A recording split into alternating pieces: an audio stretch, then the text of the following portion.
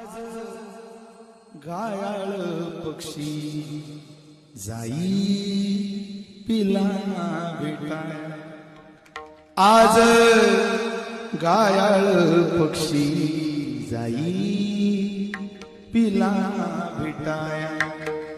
तिनं बांधल घरट दिला सावा निवारा.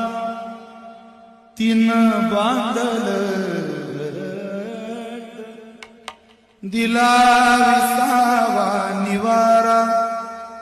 घेऊन पंखा खाली भरविला मुखी चारा.